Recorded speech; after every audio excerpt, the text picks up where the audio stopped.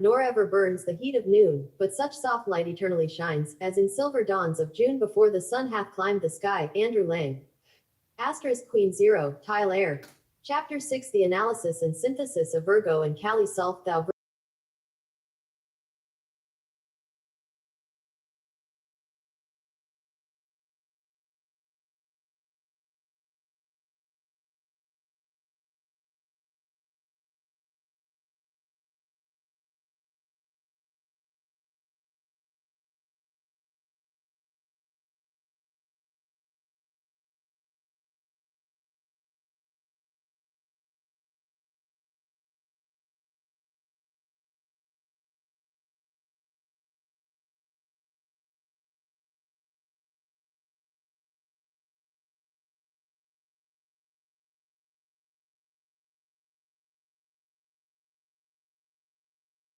Virgo and Kali Self. Thou Virgin Mother, daughter of thy Son, humble and high beyond all other creatures. Dante, Divina Commedia, last canto.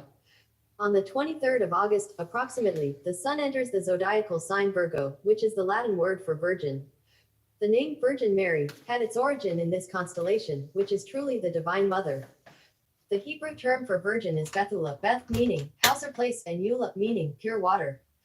The Latin word for pure water or sea is mare. Changing the letter E to Y, we have the name Mary. The term Virgin Mary will thus be seen to have a double significance, since both names have practically the same meaning, purity. The word Bethlehem is derived from the same Hebrew root, but instead of house or place of water, its interpretation is house or place of bread. However, it will be recalled that Jesus was born in Bethlehem. In scriptural writings, Bethlehem is referred to both as the bread of life and the water of life. To mentally register the full meaning of the word virgin, one should consider all the synonyms used, namely, a male or female who has had no sexual intercourse, chaste, pure, undefiled, unsullied, not corrupted, fresh, new, unadulterated. When the complete significance of this word virgin is realized, it will perhaps be clear to students of astrology why the sign Virgo is interpreted as the house of health. For no one possesses health until the body is in a pure, unadulterated state, and until all the synonyms used to interpret the word virgin are manifested. It must also be borne in mind that the first interpretation given in dictionaries, a male or female who has had no sexual intercourse, is outstanding in importance. When studied from a chemical standpoint, it will be seen how applicable is the term unadulterated as the definition of a pure body. Health exists when all of the chemical constituents of the blood are present, since they are the original elements from which the divine chemist created it. The word adulteration means some of the original elements missing. Could we have any better description of disease? It is clear, concise, and outstanding. We are not left in doubt as to its meaning. All humanity is therefore living in a state of adulteration. We find many biblical references to the term an adulterous nation.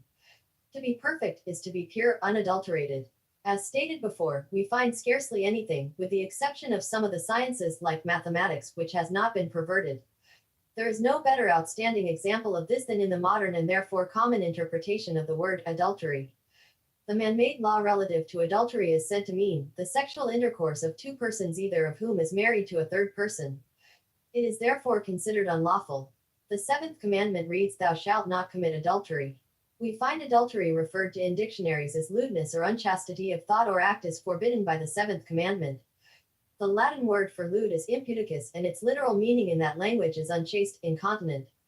As we cannot fail to remember that words have definite meanings, we are therefore unable to deny that the biblical injunction literally means that humanity must not be unchaste or incontinent.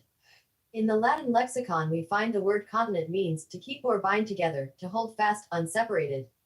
Here we link up with the term adulterate, for when anything is adulterated, it means that the original elements have not been held fast, are not bound together, but on the contrary have become separated. Therefore, a loss is implied. Doubtless there will be many who will admit that these interpretations have hitherto been unknown to them, and naturally it will be difficult to become reconciled. We may not want them to be true, and so we cannot do otherwise, at first, than rebel against facts. We are very slow in learning what God's laws are relative to mankind, and extremely so in interpreting them correctly. Many years ago I made the declaration to myself that I wanted truth, facts, and I did not care how much they hurt. If my idea or opinion of a thing was wrong, then I wanted the correct explanation. I am never satisfied until I have found it. Everyone has ideas and opinions, but they are very often incorrect.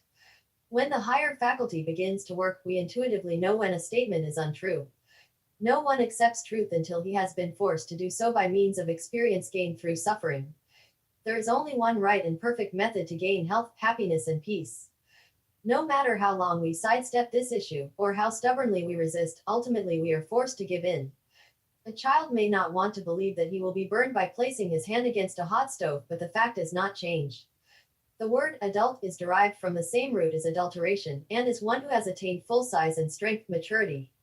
A grown person may indeed appear to be an adult, but in the light of the above interpretation, when he is deficient in the original elements, he is merely adulterated. Until humanity as a whole turns its attention to the science of attaining and preserving health, it will indeed be difficult for any great number to be interested in anything but opinions. Indeed, a great deal of time will actually be spent in arguing against facts. A common question having its inception in the mass mind is, if continence is the law of God, and if it were obeyed, the earth would eventually become depopulated. It is true that the law of God, good or ultimate perfection, is that of continence. But until the triune being, animal, human, spiritual man attains to perfection, purity, the original state, by ridding himself of all that pertains to the animal, he is not keeping that law. It is a definite and long drawn out process. As continence means no loss of original elements, therefore no adulteration, this process of purification deals with all stages and degrees of loss. It cannot be otherwise. The minimum loss, when correctly analyzed, really pertains to the fall of man into generation. It represents an actual sacrifice of cerebral esse by a man and woman in order that a body may be furnished for an incoming ego. It is solely for the continuance of the race, and is such as the means whereby evolution may go on. Reincarnation of the spirit again and again into a new body should mean a better physical vehicle each time. But so slow have we been in learning, that very little improvement seems to have been made. Many pass out in infancy. Is it not true of the average person that he or she is well past middle life before even diet is considered? The unconsciously facetious statement was made in a juvenile composition recently that a beast is an imperfect animal. Man is the only perfect beast. This would seem to be true in more than one instance since Uranus entered Aries in 1927, so chaotic has the human brain become. It is a fact generally recognized that the true animal obeys the law of God relative to procreation. Death, as the inevitable result of the fall of man into generation, will gradually be eliminated by a reversal of method. The animal has its seasons when, from instinct, it prepares to perpetuate its kind. It does not seek to cohabit because of love of sensation, as does humanity. The detrimental effect resulting from man's fall into generation became intensified 1,000-fold by this perversion, caused by the hypnotic power of the sensation created by the act. Thus humanity became almost hopelessly enmeshed in the coils of this serpent of desire. The serpent beguiled me and I did eat, said Eve, the negative, material, magnetic part of the human body, otherwise the procreative substance. The loss of the creative esse which originates in the cerebrum, the Father's house, as has been stated in the first chapter, eventually results in death. As the meaning of Eve in Hebrew is life, it is evident that the beguilement of sensation results in the loss of life itself. A study of the revelations of this remarkable sign, Virgo, will solve the problem of religion. It will at the same time answer the question relative to the real purpose of astrology. As Virgo is the sixth sign in the natural zodiac, it has to do with sex or creation, but on a plane higher than any with which we have been dealing. Reviewing a point mentioned in the previous chapter on Leo, we find that the consuming fire of the sun in August represents the first step in a different cosmic and physical process. It signifies the indrawing of energy into the earth, i.e., its concentration into the earth's matrix, or womb of the Divine Mother, Virgo, if it is not wasted through emotion. It is stated in works on astrology that Virgo is an earth sign, female, but barren. As there are said to be male, positive, female, negative, and neuter planets, it has been evident to me for some time that the zodiacal signs must be divided in like manner. Gemini, Virgo, Sagittarius, and Pisces are thus neutral signs. I have named them the purification cross. This has resulted in much new, to this age, information being gained. The allocating salts also have to do with cleansing. Virgo was allocated in ancient times with the solar plexus and bowels. We find this plexus to be the abdominal brain and therefore a matrix or womb. From the latter word we obtain the so-called feminine interpretation, but because it is creative only on a higher plane, it must be interpreted as neuter or barren. It is barren to carnality, therefore represents barren earth. But it is indeed fertile to spirituality, which is the source of its name Virgo, the Virgin. Before going further with the astrological explanation, we must analyze this sign anatomically and physiologically. The solar plexus lies directly back of the stomach and consists of a group of 12 different nerve ganglia whose arrangement, together with the multitudinous nerves which branch off from it in all directions, is responsible for its name, sun plexus. It is the largest of the three sympathetic plexuses and receives the greater and lesser splanchnic nerves of both sides and some filaments from the right vagus. As it supplies the energy required by the organs in the torso, it is evident that anything affecting the sympathetic system will react instantly on the solar plexus. The most important parts are the semilunar ganglia. These are two large irregularly shaped masses having the appearance of lymph glands placed one on either side of the middle line and in front of the crura of the diaphragm close to the suprarenal glands. The one on the right side is placed behind the inferior vena cava. Besides the two semilunar ganglia, there are the following: the phrenic, the hepatic, the leonal, the superior gastric, the suprarenal, the renal, the spermatic, the superior mesenteric, the abdominal aortic, and the inferior mesenteric. Earnest students should have Gray's Anatomy and obtain a thorough knowledge of these ganglia. When this is done, it will be easy to verify or disprove the statements made by different writers on occult subjects, especially those having to do with the chakras or esoteric nerve centers. Mistakes often occur in translating ancient Sanskrit writings, also in the statements made by Occidental writers who claim to have obtained their information on this subject by psychic means. One in the latter class has stated that the splenic or leonal plexus is separate or independent. It is not given as one of the 12 divisions of the solar plexus. It is, however, one of the solar plexus ganglia. Some information of an unusual nature relative to the spleen will be given in the forthcoming book, The Truth About Sex and Birth Control. This publication will include new facts about the glands, which was originally planned as a separate book. Each of the 12 divisions of the solar plexus allocates with one of the signs of the zodiac and hence with a certain part of the body. The plexus itself is a little zodiac. The spermatic plexus has to do with procreative seed. It accompanies the internal spermatic artery to the testes of the male and to the ovaries and uterus of the female. It will be easy to understand, therefore, that every sensual thought instantaneously reaches the solar plexus and is relayed directly to the sexual organs. Thus, nerve, blood, and glandular circulation and action are at once accelerated. This again reacts on the mind because of the sensations produced. The solar plexus is the seat of feeling and sensation. Therefore, the old and familiar expression, "I love you with all my heart," is incorrect. When real or pure love, which is the only feeling worthy of being called love, permeates one's being, it is the outpouring of the spirit. Therefore, we love mentally with the cerebrum. The correct expression for the affection which one person experiences for another is, "I love you with all my solar plexus," therefore with the vowels as well, for they are both allocated with Virgo. Of course, this correct expression of one's feelings is not at all attractive, for it is very prosaic. Naturally, the poetic appeals to us more. However, we find several references to the prosaic terminology in the scriptures, as any word book or concordance will prove. Some of them are bowels of compassion, bowels of mercy, bowels of affection, Jacob's bowels yearned after his son, etc., etc. In Philippians 1:8 we read, "For God is my record, how greatly I long after you all in the bowels of Jesus Christ." The interpretation of the word bowels is the interior part of anything, as of the earth, the seat of feeling, etc. As Shakespeare has said, "Thou thing of no bowels," and his soldiers rushed into the bowels of the battle. The word intestine means within, on the inside, internal, enclosed or confined, subjective. The latter, interpreted in the Latin lexicon, is placing or laying under, which is very applicable. If the intestines were drawn out in a straight line, they would cover a space 5 or 6 times the length of the body. Is it any wonder that the ancients named the constellation allocating with this part of the anatomy the Great Dragon or Hydra? In the 12th chapter of Revelation, 1st to 6th verse, we read, "And there appeared a great wonder in heaven, a woman clothed with the sun, and the moon under her feet, and upon her head a crown of 12 stars, and she being with child cried, travailing in birth, and pain to be delivered. And there appeared another wonder in heaven, and behold a great red dragon, having 7 heads and 10 horns, and 7 crowns upon his head. And his tail drew a third part of the stars of heaven, and did cast them to the earth. And the dragon stood before the woman which was ready to be delivered, for to devour her child as soon as it was born. And she brought forth a man child who was to rule all nations with a rod of iron, and her child was caught up unto God and to his throne." We find direct evidence in the above passages that the constellation of Virgo is referred to. As it is by nature a neuter sign because barren to carnality, virgin, we may term it neuter feminine, for the reason that it has to do with mater isle, mother substance. In the esoteric story in the scriptures, the Virgin Mary gave birth to Jesus. Jesus is the Latinized Greek form of Joshua, who was the son of Nun. As nun is Hebrew for fish progeny or life germ, the analogy should be plain, for it is the origin of the religion of the fishermen. Jesus is a divine fish or psychophysical germ seed which is formed in the solar plexus center, the semi-lunar ganglia, when this hub of our physical wheel is at last perfected.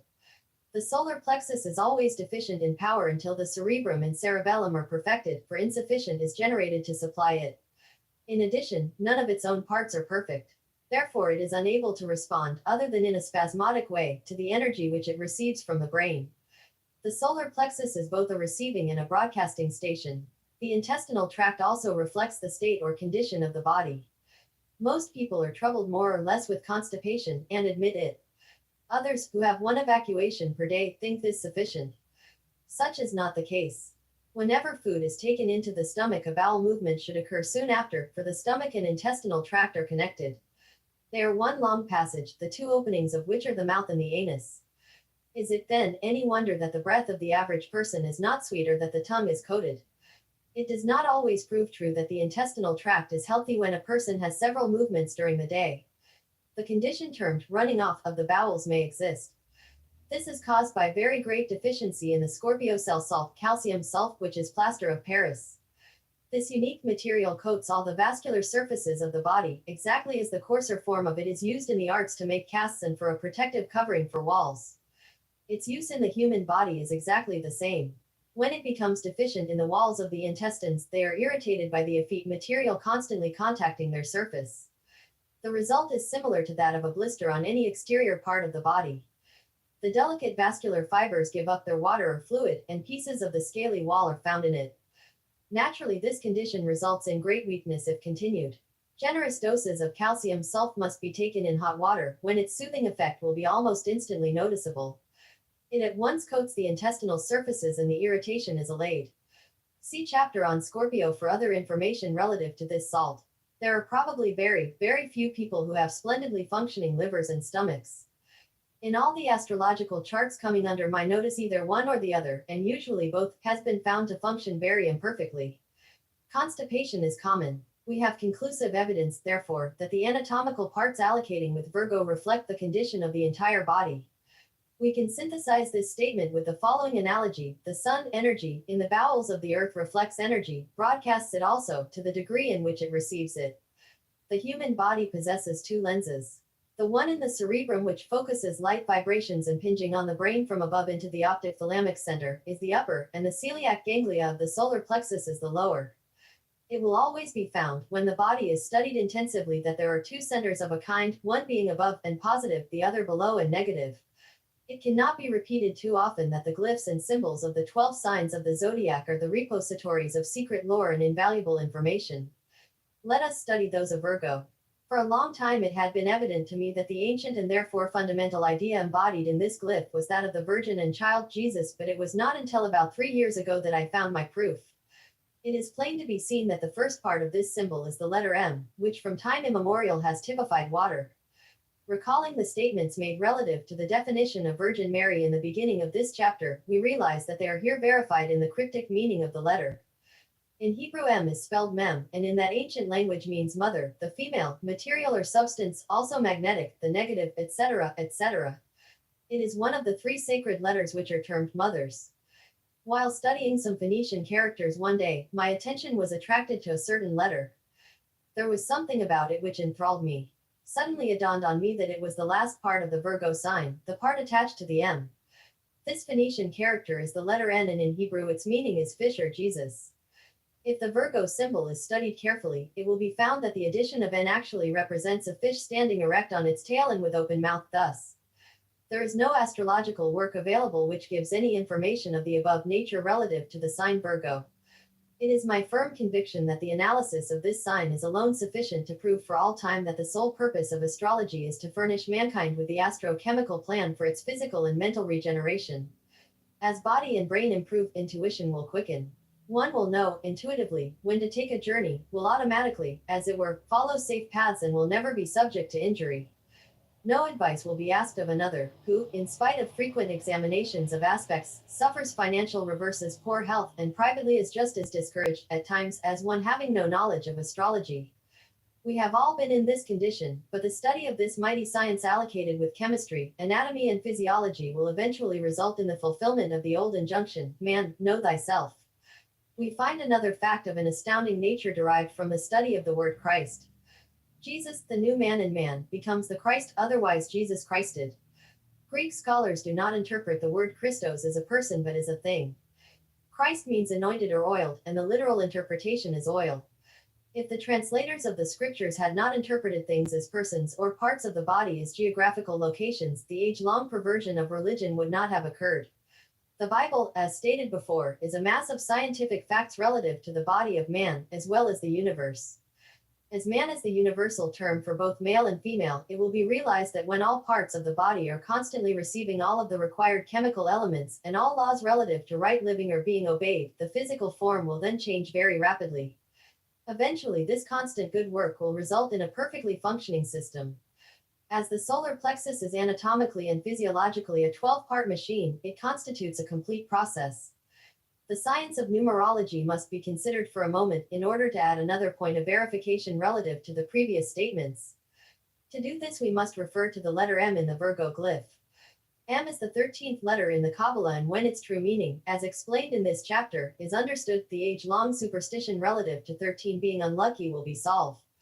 Until we become true virgins, in other words, until we are no longer adulterated, we are and will continue to be unlucky.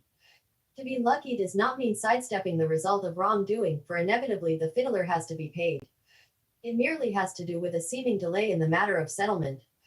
The student should become familiar with the tarot of the Bohemians by Pappus, as it is without doubt one of the best on the subject. Numerology has not escaped perversion at the hands of some modern writers. A study of the tarot cards, which allocate with the letters of the Hebrew alphabet, is given in the above-named treatise, will reveal much information which will be recognized at once as verifying the points set forth herein. The letter M or Mem is the center between creation, is embodied in the 10th letter Yod, and Ayin, the 16th letter of the Hebrew alphabet, which deals with the end of things, meaning rather the end of one phase of life and the beginning of a new. As Ayin is said to be allocated in a certain way with Capricorn, the above explanation will prove true. The god Janus, which was the Roman name for January, was pictured as a man with two faces, one looking backward to the past, the other looking toward the future, thus the beginning and the ending of a thing. As January is the month when the civil year, or new year, begins, it also stands for the ending of the old. This, however, is the exoteric explanation.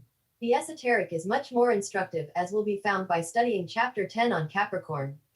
As we have discovered from the analysis of the letter M, the true interpretation of the state or condition represented is one of perfect action. We next consider that new thing which can now be produced by means of perfect action, namely a good thing, one that is godlike. The product of any machine operating perfectly is the perfect product. Virgo, then, that strange center in the human body, concerning which so little has been discovered, has now become prepared and capable of producing an entirely new thing, the new man, or man made new. For no longer is the supply of energy needed by the 12 divisions of the body diminished, never again can the corpuscles of the body die, for there is never any deficiency in material to sustain them. Virgo is no longer Mary Magdalene, she is now the widow. The modern interpretation of this word has completely veiled its true significance. It means to be separated from, to lack, and therefore may have other reference in addition to a female who is separated from her husband. There are many scriptural references to this word, and in Freemasonry the initiate is the son of the widow.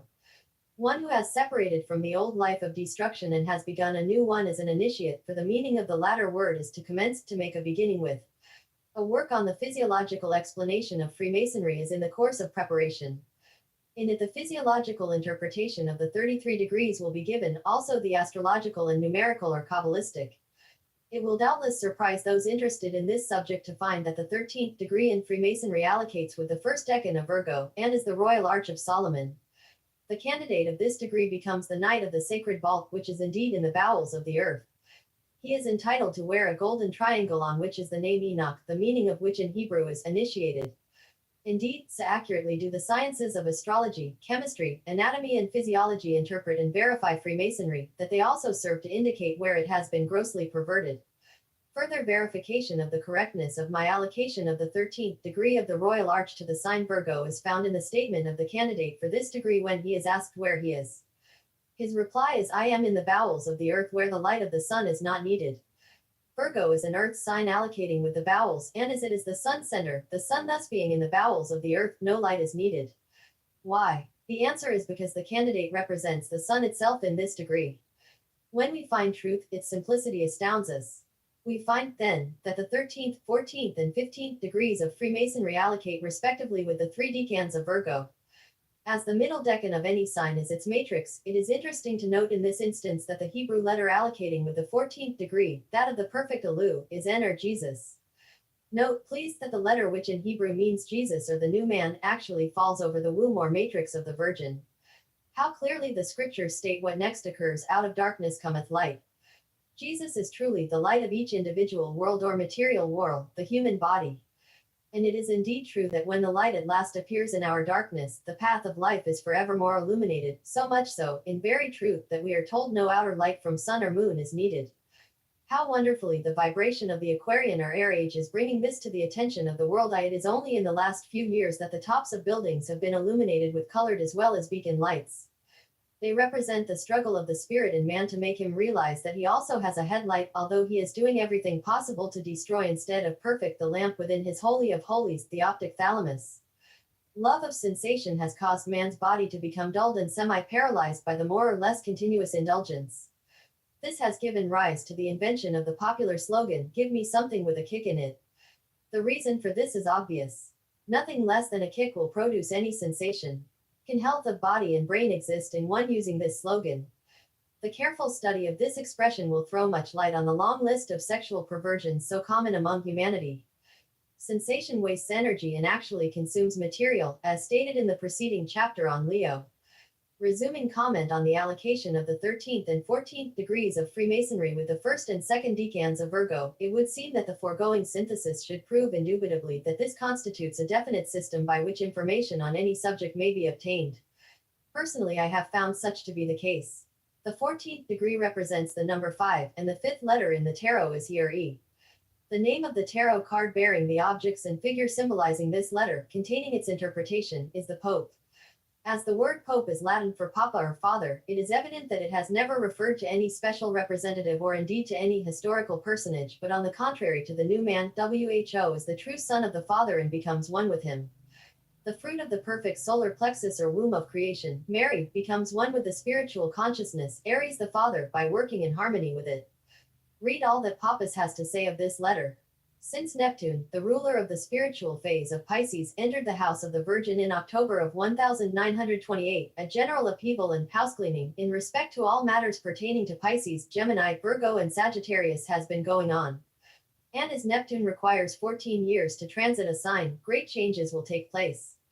As the vibration of this planet is the highest known, it represents the Christ consciousness itself. A real purification has begun. We have already begun to note that a change for the better is being initiated relative to cinema. A broad-minded altruistic person endeavors to start a movement along a certain line. A few cooperate, but the great mass of people are not interested. Years pass when, almost overnight and out of a clear sky, great interest is aroused.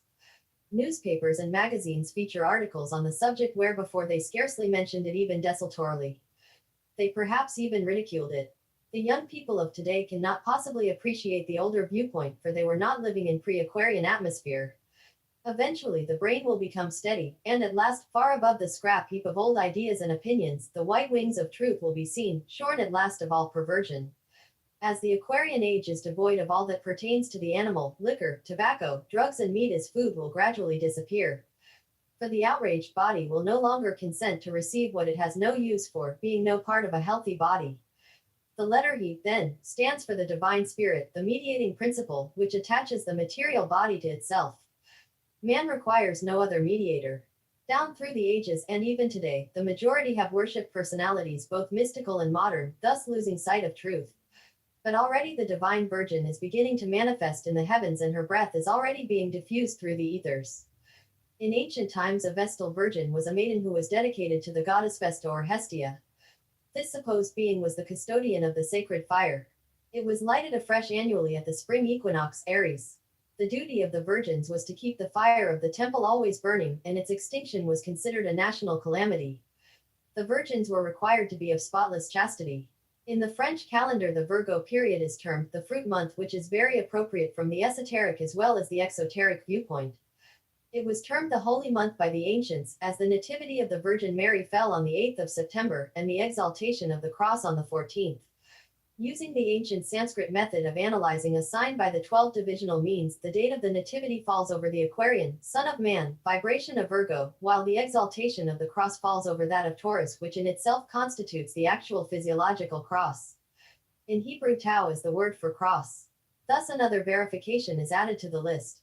As the constellation of Aquarius is represented by the figure of a man with an urn from which the water of life is being poured, it is symbolical of the fact that only by the complete purification of the saline solution of the blood is the virgin state entered into. This constitutes the birth manifestation of the Virgin, in other words, her nativity. Virgo has many names among nations and peoples. She is Isis, wife of Osiris, Juno, wife of Jupiter, Cybele, consort of Cronus, Venus, wife of Mars, represented especially by the last decan of Virgo, which is ruled by Venus. She is Ceres, wife of Zeus, the Virgin Coronis, wife of Aesculapius, the Virgin Maya, mother of Mercury, Rebecca, wife and sister of Isaac, Rachel, wife of Jacob, Ruth, wife of Boaz, and last but far from the least, she is the mother of Christ. The astrological interpretation of the Virgin is that Virgo is the only one who can give birth to a son and still remain a virgin. The Virgin of September has a son once every year. It is also the time and place for the manifestation of the divine Son in us when the necessary work has been consummated. Then only is the Virgin, clothed with the sun, the moon under her feet, and upon her head a crown of 12 stars. Revelation 12, 1-6. As Virgo is Bethlehem, house of bread, it is natural that we understand it to mean the bread of life. At the time of the Assumption of the Virgin, which takes place on the 15th, the sun is so entirely in the constellation of the Virgin that the stars of which it is composed are rendered invisible by the effulgence of its rays, says Dr. Wakeman Rino. As the last decan of Virgo is the Taurian, and ruled by the Venus vibration, it constitutes the stable wherein the bull is housed and close to the spot middle decan, wherein the Holy Child is born. It will be well at this point to read over the chapter on Taurus, and note that the middle decan of that sign is related to Virgo. Falling as it does on the first day of May, it is commemorated as May Day, sacred to the goddess Maya, the Virgin. The free woman is Virgo, and no human being is ever free until he or she has attained to virginity. Therefore slavery still exists and will for many a long year. The Eleusinian mysteries were sacred to Ceres Virgo, and in Greek mythology are said to represent the alternation of death and life. This statement gives further proof of the correct allocation of health to this sign. A word which is erroneously used is heal. How often we hear the statement, I was healed of such and such a disease. The word means to be made whole, and applies solely to the virgin state. None are healed until whole or holy. Moreover, no one can heal another. Each one must do it for himself, just as the scriptures state. One by one the so-called healers pass on, garnered in by the great reaper whom they have cheated out of that which would have made them whole. They had not been fed good seed, and therefore could not produce a perfect seed, the one and only one, the Virgin's Son. A story of Proserpina, daughter of Virgo, Ceres as queen of the underworld bowels of the earth, is symbolical of the negative interpretation of Virgo, and also of corn, which is the archaic name for seed. It signifies the seed corn, which when cast into the ground, lies there concealed and is carried off by the god of the underworld. When the seed sprouts and shoots upward, its appearance is said to symbolize the return of Proserpina to Ceres, the Virgin. The etymology of the word Ceres is interesting, being derived from the Sanskrit stem, sur or kri, meaning to make. By metonymy, the word comes to signify corn in the Latin. Some of the old Semitic names of Virgo are shepherd spirit of heaven, proclaimer of rain, great storm bird, and bird of the great seed. The latter name will be seen to be exceedingly esoteric, the great seed being the bread of life. Ab-Nam is the proclaimer of rain, while Imduguku, the great storm bird, is the crow. Spica, the bright star which the Virgin holds in her hand, is Ululu or Saru, meaning the ear of corn. The crow in the constellation of the Virgin is named Sizzi in the Euphratine celestial sphere and professor. Sayce gives the translation as greenish yellow, which is the color of Virgo, the first half of the sign being yellow and the last half green. It will be noted on studying the accompanying color chart that the yellow-green of the spectrum zodiac falls exactly over Virgo. In the Euphratine star list we find Sak, which is their name for Spica, the great star interpreted by them as a spike of wheat in the hand of the Virgin. It is spoken of as the star of prosperity. It is also called Kisei, propitious one of seed, and Sima, corn bearer. The creation of the great seed is indeed evidence of physiological prosperity. In Ogygian ages and among the Orientals, Virgo was represented as a sunburned damsel with an ear of corn in her hand, like a gleaner in the field. Ovid tells us that Virgo was the maiden who hung herself in grief at the death of her father Icarius and was transported as Boötes to the skies with Icarius and their faithful hound Procyon or Sirius. Richard Allen, in Star Names and Their Meanings, says Virgo is the oldest purely allegorical representation of innocence and virtue. She is Cybele, drawn by lions, for our Leo immediately precedes her. Avienus identifies her with Isis, the thousand-named goddess who holds in her hand the wheat ear which she afterwards drops to form the Milky Way. She is also represented as clasping in her arms the young Horus, the infant southern sun god, the last of the divine kings. This very ancient figurine reappeared in the Middle Ages as the Virgin Mary with the child Jesus, Shakespeare alluding to it in Titus Andronicus as the godboy in Virgo's lap. In India, Virgo was Kanya, the Tamil Kani, our maiden, mother of the great Krishna. In the land of Judea, Virgo was Bethula, and being always associated with the idea of abundance and harvest, was assigned by the rabbis to the tribe of Asher, of whom Jacob had declared, "His bread shall be fat," says Richard Allen.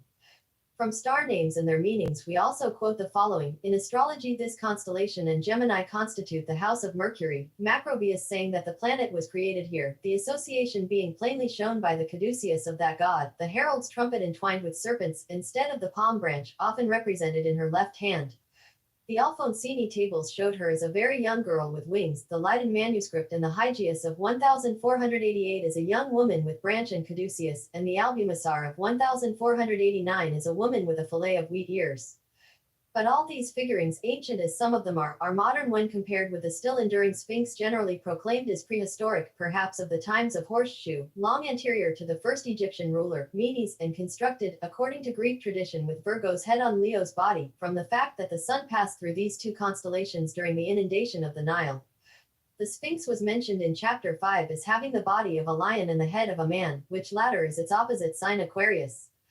Thus the Sphinx represents the polar opposites and is typical of the beast of prey and the regenerated being. Personally, this interpretation appeals to me more than the one in Star Names. In Latin, the word spica means spike or ear of corn, and hence is the name given to the star which is seen in the left hand of the Virgin. In Webster's dictionary it is also interpreted as a nail or thorn. The Latin meanings, however, are of first importance. The Hindus knew spica as citra, figured as a lamp or as a pearl, says Richard Allen, both names significant of Jesus. He also states that the Babylonian name was Amukutin Tirki, the might of the abode of life, which is equally good. In Egypt, Spica was the lute bearer, also Repa, the Lord. Two temples were built in Greece, almost touching one another, oriented to follow the shifting places of this star, testifying to its sacred character. Spica is one of the lunar stars much utilized in navigation, and Mr. Allen states that it lies but 2 degrees south of the ecliptic and 10 degrees south of the celestial equator, coming to a meridian on the 28th of May. It will be seen that this is a position of great power, tending to bring to a climax matters pertaining to Pisces, Sagittarius, Gemini, and Virgo. A pale violet star on the front of the garment of the Virgin and below the girdle is named Apamiatsa, or the Child of the Waters. With an adjacent star it was known in China as Ping Tao, the plain and even way, says Mr. Allen in Star Names and Their Meanings. All the above quotations relative to the stars of Virgo serve to prove to us that this old story of the new man, which is indeed the plain and even way, antedates all of the scriptures in existence. It is a very old story, but becomes ever new to each individual as he places his feet at last upon the path which leads home. Virgo is indeed the hub of the physical wheel, the branching nerves of the solar plexus forming its spokes. Madame Blavatsky states in her Secret Doctrine, referring to the Virgin Mary in this sign, when the point generates a line it becomes a diameter which stands for the androgynous logos. When the son separates from the mother he becomes the father. Thus in the scriptures Jesus preaches in the temple, enters the Jordan, separating from the Virgo center, to be baptized in its oil, and ascends. Early Christians symbolized the Holy Ghost water of life from the pituitary gland or Isis, as a shape of fire, cloven tongues like as fire, constituting the breath of the Father-Son. In the physiological process, the fire descends into the water or the sea, Mare or Mary. Thus it is that Jesus, the little Son, is born or formed of the union of fire, or spirit, and water, or Mary. As mythology informs us, Venus arose from the foam froth of the sea at the wounding of Uranus, and hence was called by the Greeks Aphrodite, the foam-born. As Uranus is ruler of Aquarius, the sign of the Son of Man, it is obvious that Venus is analogous to Mary Magdalene, since she rose from the sea as a result of that wounding. It is said of Venus, in her broidered girdle lurk love and desire, and loving converse that steals the wits even of the wise. Indeed does lust or venality, derived from the same root as Venus, rob the brain of its power. When Jupiter enters Virgo in 1932 to work with Neptune, it will be natural to expect very great disturbances and upheavals of ocean beds, tidal waves, earthquakes, and great landslides. The hub of the wheel will seek to readjust itself and create a real center of balance, since the old has gotten out of alignment. Madame Blavatsky states that Jupiter is merely the personification of that immutable cyclic law, which arrests the downward tendency of each root race after attaining the zenith of its glory. So, once again, as Jupiter transits Virgo, we will find divine mind reasserting itself in its endeavors to fructify the divine mother in humanity, so that she may become big with the divine child. This constitutes the Trinity. Virgo is the phoenix which, when resurrected, again becomes man's hope of immortality. In G.A. Gaskell's Dictionary of the Sacred Language of all scriptures and myths, we find splendid references to the Virgin, all of which add to the foregoing. The Virgin, symbol of the purified emotion, or purified lower nature, no longer fructified by the desire mind. Virgo is a barren earth sign, as stated elsewhere in this chapter, and whether the Sphinx, as Leo, has the head of Virgo or that of Aquarius, the interpretation is the same. How appropriate is Mr. Gaskell's quotation from Philo Judaeus de Cherub 14, is for the congress of men for the procreation of children makes virgins women. But when God begins to associate with the soul, he brings it to pass that she who was formerly woman becomes virgin again. For, banishing the foreign and degenerate and non-virile desires by which it was made womanish, he substitutes for them native and noble and pure virtues. For it is fitting that God should converse with an undefiled and untouched and pure nature, with her who is in very truth the Virgin. The foregoing substantiates our previous statement that even congress between the sexes for the procreation of children robs both bodies of many corpuscles which eventually, in the natural order of things, will remain within the body. It is, as Philo Judaeus states, the result of a non-virile desire. Absolute virility cannot exist as long as the body is robbed of even one corpuscle. Bishop Methodius says, in Harnack's History of Dogma, and quoted by Mr. Gaskell, exceedingly wonderful and glorious is virginity. This most noble and fair practice is the flower and first fruits of incorruption.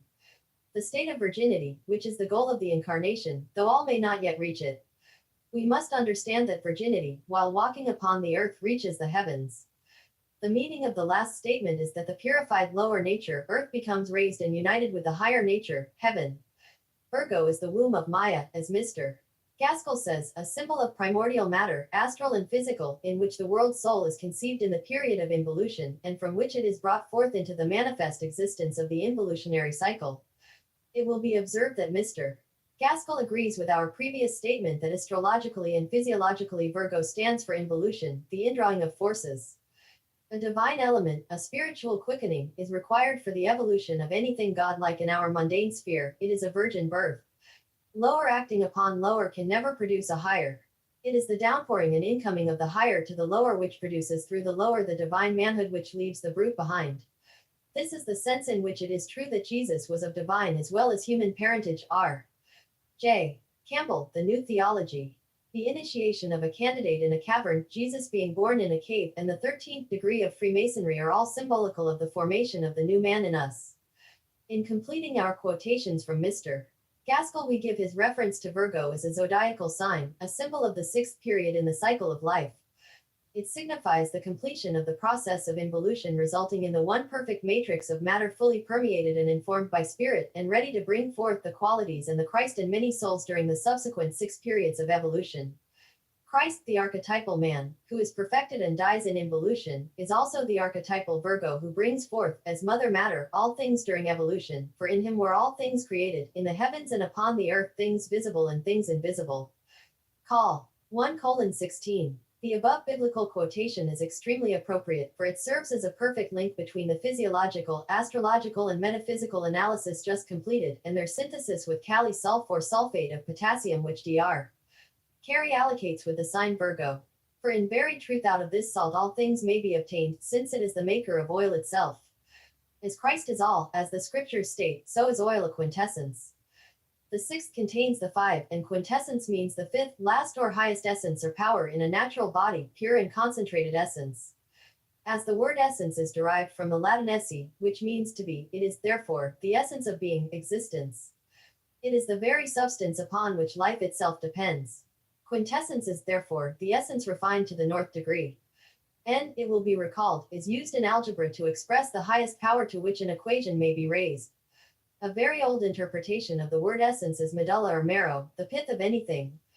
The meaning of pith is a pit or kernel, that which contains the strength or life, the vital or essential part. It is very interesting to find that the Middle English word for marrow is marry. Marrow is the highly vascular, soft tissue which fills the cavities of most bones. As the marrow of the long bones is said to contain 95% fat, it will be seen that it is practically a thick oil. Again, we have obtained verification of our original findings from the meanings of the words themselves. Mary, marrow, oil, fat, and Virgo are all synonymous. Let us again recall the statement of Jacob relative to the tribe of Asher, his bread shall be fat. In nature, quintessence allocates with ether, which has a powerful attraction for oil, its material counterpart in the human body. Thus combustion is caused. But it must be remembered that oil varies in quality in each individual, just as many grades of oil are found in the earth, as compared with oil in other parts of the body, that in the spinal canal is the most refined. But it is a fact that even here it has not attained to the degree of purification which makes it of the nature of the real Christos. This is not accomplished until the chemical formula of the body is that of the perfect or Christ man. The lamp in the cerebrum will not become spiritually illuminated until the spinal oil is sufficiently refined. This subject will be further considered in the second volume of God Man, which will be published later. What is oil? Who has studied the subject sufficiently to know? Several years ago, I had the pleasure of seeing a collection of oil products assembled by the Hollywood High School. There were refined as well as heavy lubricating oils, all sorts of dyes, including special film colors, many forms of medicines, and many kinds of perfumes. Can one then doubt my statement that all kinds of products may be obtained from oil, since it is a perfect thing? Eventually, it will be so refined that the process will take it beyond the vision of the naked eye. Oil is a marvelous word, as will be noted if one stops to think about it. It actually flows oilfully out of the mouth. Enunciate it slowly and see. In the Kabbalistic analysis of the word, we find that it totals 2, which allocates with the second letter of the Hebrew alphabet, or Beth. Here again we find additional corroboration of our statement that Virgo is Bethlehem. The letters of the word oil, when interpreted from the tarot, are O or An, which means I, and is analogous to the entrance of the Holy Spirit into matter, its visible manifestation. I, Y, and J are the same in Hebrew, means the forefinger or hand of man, and symbolizes potential force. I is also Vishnu, the preserver. L is lamed, and means an ox goad or the arm. It typifies expansive movement of a balanced nature. Combining the above interpretations, we find that this 3 or triune-lettered word means the visible manifestation of energy. It is a material constituting a preserver, which is of a balanced nature and capable of great expansive movement. It will be realized at once that this is, indeed, the correct interpretation of oil. It is the natura naturata, that which follows or proceeds from the divine nature, in other words, the product of a perfect thing. Oil is truly a fuel, a solvent, a lubricator and purifier for man's body, as well as for machinery. Its value as a medicine was well known by the ancients. Its recognition as a neutralizer of poison is proved by the following quotation from the Odes of Horace: like poison loathes oil. It has recently been discovered that leprosy can be cured by the use of a certain oil. In old age, the human body is very low in oil, and hence looks dry and shriveled. Skin, hair, intestinal tract, and bones all require their full quota of oil. The fluid of the lymphatic glands, termed lymph, must have sufficient oil. When present, it gives this fluid a beautiful opalescent color. It is said that the ocean contains enormous quantities of kali-sulfur potassium sulfate in addition to the other 3 combinations of this salt. Amber or ambergris, found in certain parts of the ocean, is said to be a morbid excretion from the alimentary canal of the sperm whale, but, as it is also found fossil in alluvial soil, I venture to predict that it will eventually prove to be a collection of thick oil, which has been combined with certain other ingredients, and hardened. It is highly electric. Liebig stated many years ago that potassium is the essential alkali of the animal body, and this is true of the human body. In combination with sulfur it forms oil or kali-sulf. It is said that the bodies of sheep contain a huge quantity of this salt, which may be the reason why mutton fat is supposed to possess healing qualities. Sheep are said to excrete a very great quantity of potassium in perspiration, and 1/3 of the weight of raw merino consists of potassium compounds. Here again we have proof of the correct allocation of Kali-Phos to Aries, the sheep sign, as well as to Virgo, the Virgin, which creates the Lamb of God, which taketh away the sins of the world. As sin means deficiency, and also disease, the statement is clear. Lack of potassium or kalium, as it is chemically known, in all three combinations causes virulent and poisonous diseases. In particular do those deficient in Kali self suffer from them. They are also easily poisoned by tainted food. They should be extremely careful relative to their diet. As Kali self acts as a fuel, deficiency in it will cause a person to feel suffocated, and he suffers greatly under certain atmospheric conditions. As Pisces is the polar opposite of Virgo, and allocates with ferrum or iron, the above symptom is usually aggravated when insufficient oxygen is obtained. Combustion cannot take place in the absence of air. An infallible modality indicative of Kali self-deficiency is a rise of temperature in the afternoon or early evening. Also a desire for cold air. It also causes severe hot flashes.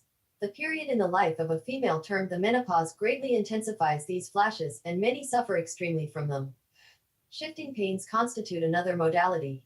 Some of the many symptoms which manifest at various times in those born in Virgo, Pisces, Gemini, and Sagittarius are scaly and sticky dandruff, yellow or yellowish-green discharge of the eyes, inflammation of the conjunctiva, earache with sharp, cutting pain. This salt is a specific for this trouble and especially for children. The ear should be carefully syringed with this remedy every day. Deafness from swelling of the internal ear, catarrhal conditions of the head and throat, acute or chronic, with discharge of slimy, yellow or greenish matter. This salt should be given freely for colds, and it generally assists in promoting perspiration, stuffy colds, neuralgia of the face with shifting, intermittent pain, evening aggravation, worse in heated atmosphere, better in cool air, cancer on nose, face, or on any part of the body. Injections of Kali sulf and ferrum should be given frequently for intestinal, also vaginal and uterine cancer. Kali sulf should also be applied whenever possible to reach the location. Other symptoms are dread of hot drinks, thirstlessness, gastric fever, all abdominal troubles, typhoid or typhus fever, cystitis, sexual disorders, bronchitis, cough which is worse in the evening, pneumonia, whooping cough, skin hot, dry and harsh, rheumatic pains in joints of a shifting, wandering nature, rattling and gurgling of mucus in the chest, fungoid inflammation of the joints, all sores which exude a thin, yellow, watery matter, skin scaling freely on a sticky base, eczema, blood poisoning, typhoid, and smallpox. Naturally, there are other symptoms, but they will be considered in another work. Kali sulf should be given in all children's diseases to aid in formation of new skin. In closing this chapter, it is fitting that some very remarkable points descriptive of this salt should be given. Potassium sulfate was known as early as the 14th century, we find, on consulting the Encyclopedia Britannica, and in the 17th was named arcanum. As the word arcanum is derived from the Latin noun area, a box or chest, also from the verb arcer, to enclose, it signifies a secret or mystery, which adds still another verification to our list of proofs. Webster's dictionary further elucidates the latter by adding that it also refers to a powerful natural agent, an elixir. It is evident that no further proof is required. The words arc and arch are both derived from this root, which makes all the more interesting our previous reference to the Royal Arch degree of Freemasonry, as pertaining to the solar plexus. As the Great Pyramid of Giza was built on a line between Upper and Lower Egypt, it also allocates with the solar plexus, the upper part being the visible pyramid and the lower being its shadow. In Hebrew it means darkness. The initial sign of Upper Egypt was a bent reed, symbolical of an arch. The solar plexus and bowels constitute a place of darkness.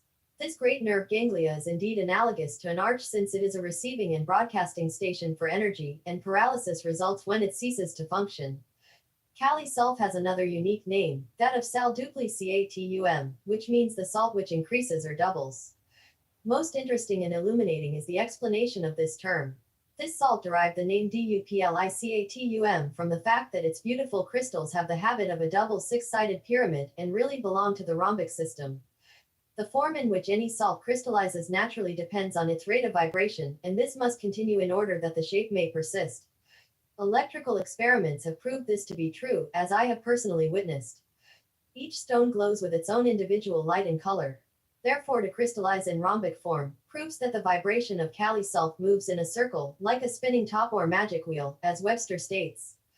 This last statement is very appropriate, since the solar plexus is indeed the magic wheel of life.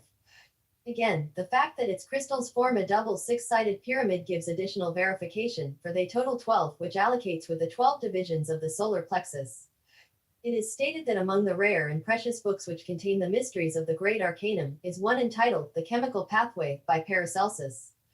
It deals with the mysteries of demonstrative physics and the most secret Kabbalah, and is said to be in the Vatican Library. It is to be hoped that its treasures will soon be open to those desirous of obtaining information. Much more could be written on this subject, for proof upon proof is available, but we will give the following from Sir Thomas Vaughan's splendid work. This is the salt which you ought to have in yourselves. This is that seed which falls to the ground and multiplies to 100-fold. The Son of the Virgin is that seed, and the ground is the Earth's sign Virgo, the cosmic and microcosmic Earth. It should be clear to the readers of this book that the human body must possess sufficient Kali self to enable the solar plexus to create its perfect double pyramids. Then indeed will the darkness of Egypt flee away, and all sorrow, sickness and death, all the plagues of Egypt, will disappear forever. And ye shall serve the Lord your God, and he shall bless thy bread and thy water, and I will take away sickness from the midst of thee. Exodus 23:25. I must become Queen Mary, and birth to God must give, if I in blessedness for now and evermore would live. Scheffler. Chapter 7 The analysis and synthesis of Libra and Natrium Phos. The scales of Libra will hang obliquely until the horns of the ram are placed under them. Comte de Gabalis.